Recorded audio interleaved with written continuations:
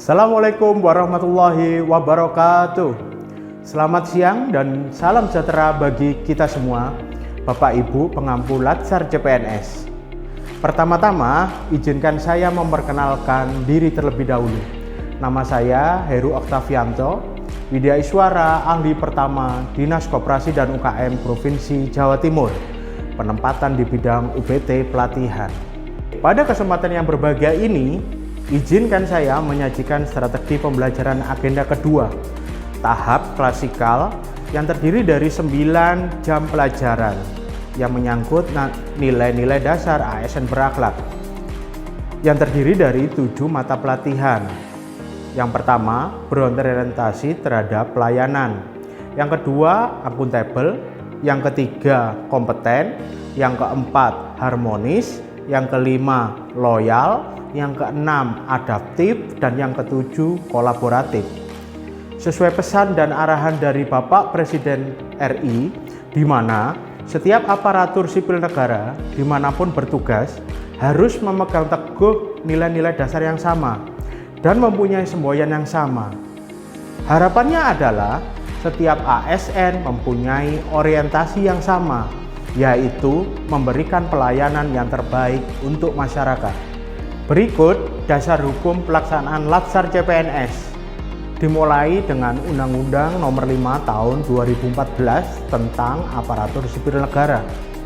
Kemudian ditindaklanjuti dengan hadirnya PP Nomor 11 Tahun 2017 sebagaimana telah dirubah ke dalam PP 17 Tahun 2020. Kemudian ditindaklanjuti oleh Peraturan Kepala Lembaga Administrasi Negara Nomor 1 Tahun 2021 dan dirubah menjadi Peraturan LAN Nomor 10 Tahun 2021. Kemudian untuk petunjuk teknis dan petunjuk pelaksanaan diatur sesuai dengan Keplan Nomor 13 K1 PDP 07 Tahun 2022 berikut dengan Keplan Nomor 14 K1 PDP 07 Tahun 2022 tentang kurikulum pelatihan dasar CPNS. Strategi pembelajaran kali ini untuk agenda 2 nilai-nilai dasar ASN klasikal 9JP dengan tujuan pembelajaran adalah peserta mampu menginternalisasi nilai-nilai dasar PNS yang dibutuhkan dalam menjalankan jabatan PNS, baik itu secara profesional sebagai pelayan masyarakat. Indikator hasil pembelajaran yang pertama adalah bagaimana peserta mampu memaknai dan menginternalisasi nilai-nilai dasar PNS. Yang kedua adalah bagaimana peserta mampu menjalankan tugas jabatan PNS secara profesional. Menginjak tahapan agenda klasikal 9JP yang pertama adalah strateginya menyampaikan aturan main, outline agenda 2 dan tujuan pembelajaran. Estimasi waktunya adalah kurang lebih 15 menit.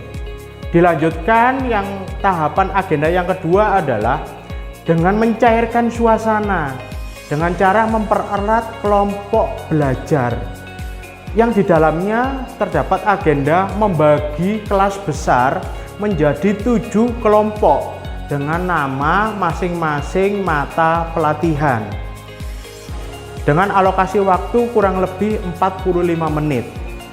Agenda yang ketiga adalah memberikan soal atau kuis pretest agenda 2 kepada para peserta Latsar CPNS.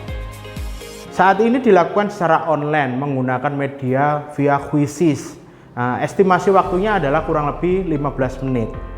Yang keempat adalah penyampaian ringkasan materi agenda 2, nilai-nilai dasar ASN berakhlak dengan pendekatan metode CTL, yakni agar supaya peserta didik dapat mengaitkan materi yang didapat pada saat pelatihan dengan pekerjaan sesuai jabatan dan kondisi penempatan kerja masing-masing.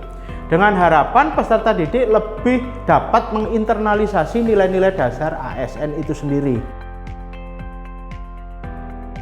Adalah penugasan kelompok. Penugasan kelompok berdasarkan 7 kelompok yang sudah dibagi di tahapan kedua.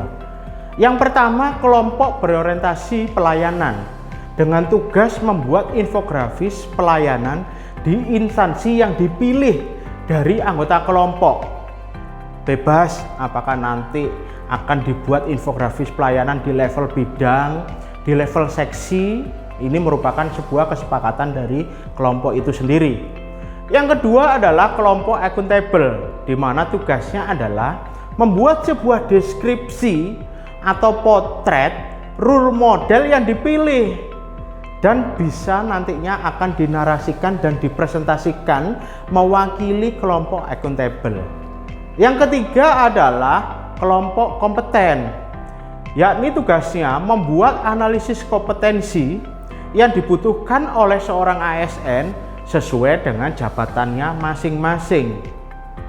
Selanjutnya adalah kelompok harmonis, yakni dengan tugas membuat sebuah infografis atau tahapan proses bagaimana menciptakan budaya harmonis di tempat kerjanya masing-masing. Untuk berikutnya, kelompok loyal adalah diberikan tugas membuat sebuah naskah peran yang bisa dipraktekkan, yang di dalamnya memuat bagaimana panduan-panduan perilaku, nilai kode etik terkait loyal. Kemudian kelompok adaptif dengan tugas menyusun sebuah TTS yang memuat atau mencerminkan bagaimana panduan perilaku-perilaku atau kode etik adaptif itu sendiri. Kemudian beralih kepada kelompok kolaboratif. Bagaimana diberikan tugas kelompok kolaboratif menyusun sebuah program pentahelix collaboration bagi OPD atau satuan kerja yang terpilih di dalam kelompok tersebut untuk mendukung sebuah program layanan yang akan diberikan. Setelah 7 pembagian tugas kelompok tersebut, maka agenda berikutnya adalah penyusunan hasil penugasan, presentasi, dan feedback.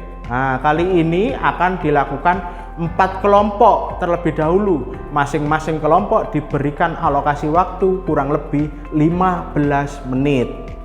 Kemudian kita akan break sholat zuhur, istirahat. Jam 1 kita akan berkumpul kembali dengan agenda yang sama seperti sebelumnya, yakni penyusunan hasil penugasan, presentasi, dan feedback untuk 3 kelompok berikutnya.